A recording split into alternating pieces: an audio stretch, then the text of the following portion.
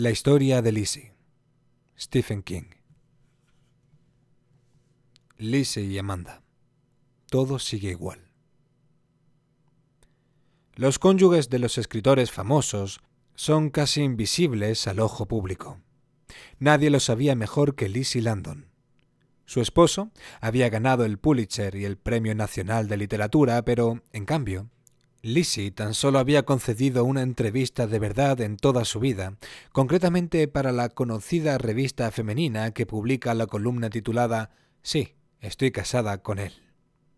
Se pasó más o menos la mitad de las 500 palabras del artículo explicando que su nombre, una abreviatura de Lisa, rimaba con Sissy, mientras que la otra mitad se centraba en su receta de roast beef asado a fuego lento.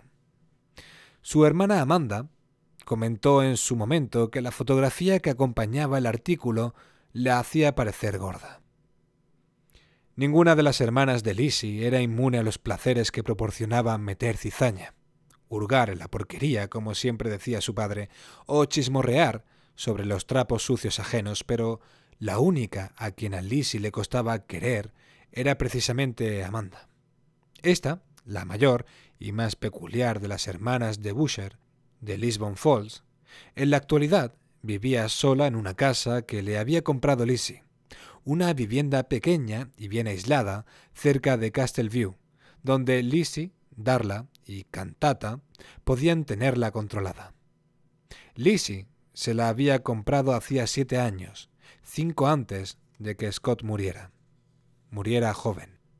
Muriera de forma intempestiva, como suele decirse. A Lizzie aún le costaba asimilar que llevaba 2 años muerto.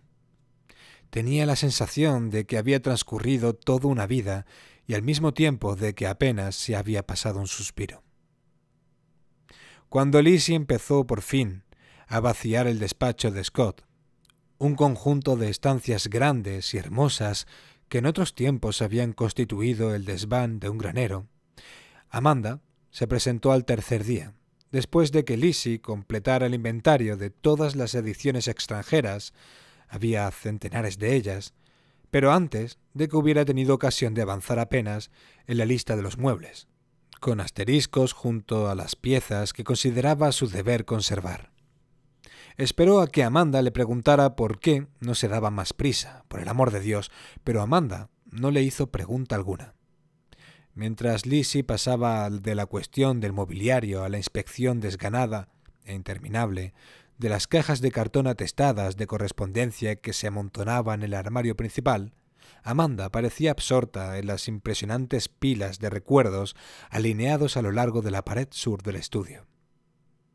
Se dedicó a pasear arriba y abajo ante los objetos dispuestos como una larguísima serpiente, sin apenas hablar, limitándose a tomar notas en un pequeño cuaderno que tenía cerca en todo momento. Lizzie no le preguntó qué buscaba ni qué anotaba en su cuadernillo. Tal como Scott había señalado en más de una ocasión, Lizzie poseía lo que sin duda se cifraba entre los talentos humanos más infrecuentes. No se entremetía en los asuntos de los demás, pero al mismo tiempo no le importaba demasiado que los demás se metieran en los suyos, siempre y cuando no se dedicaran a fabricar explosivos para perpetrar un atentado, y en el caso de Amanda eso no dejaba de constituir una posibilidad. Era la clase de mujer que no podía evitar hurgar, la clase de mujer que tarde o temprano acabaría abriendo la boca.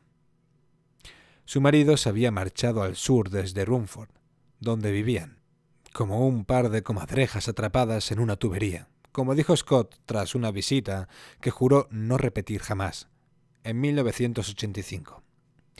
Su única hija, a la que habían puesto Intermezzo, y a quien todos llamaban Metzi, para abreviar, se había ido a Canadá, con un camionero como pretendiente, en 1989.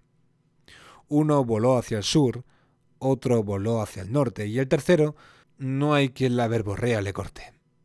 Ese era el verso que su padre siempre recitaba cuando eran pequeñas, y la única de las pequeñas de Dandy Dave Debusher incapaz de frenar la verborrea era, sin lugar a dudas, Manda, abandonada primero por su esposo y más tarde por su hija. Si bien a veces resultaba muy difícil sentir afecto por Amanda, Lizzie no quería que viviera sola en Rumford. De hecho, no se fiaba de ella viviendo sola y, aunque nunca había llegado a expresarlo en voz alta, Lizzie estaba segura de que Darla y Cantata eran de la misma opinión. Así pues, había hablado con Scott y había encontrado la casita estilo Cape Cod, que logró adquirir por $97,000 en efectivo. Poco después, Amanda se había instalado en ella y desde entonces la tenía mucho más a mano. Ahora Scott había muerto y Lizzie había logrado por fin ponerse a vaciar su estudio. Mediado el cuarto día, las ediciones extranjeras ya estaban guardadas en cajas, la correspondencia marcada y clasificada de algún modo, y Lizzie ya tenía bastante claro qué muebles conservaría y cuáles descartaría. Así pues, ¿por qué tenía la sensación de haber hecho tan poco? Había sabido desde el principio que aquel proceso no se podía acelerar por muchas cartas y llamadas impertinentes que hubiera recibido desde la muerte de Scott, además de unas cuantas visitas. Suponía que, en última instancia, las personas interesadas en los escritos inéditos de Scott acabarían saliéndose con la suya, pero no hasta que Lizzie estuviera preparada para entregárselos. Al principio no lo tenían claro, pero ahora Lizzie creía que casi todos ellos lo habían asimilado. Existían muchas palabras para describir lo que Scott había dejado.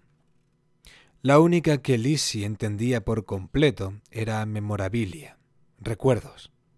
Pero había otra, una muy extraña, que sonaba más o menos como incuncabila. Eso era lo que querían los impacientes, los pertinaces, los enfadados, buscaban los incuncabila de Scott. Y Lizzie empezó a pensar en ellos como los incanks.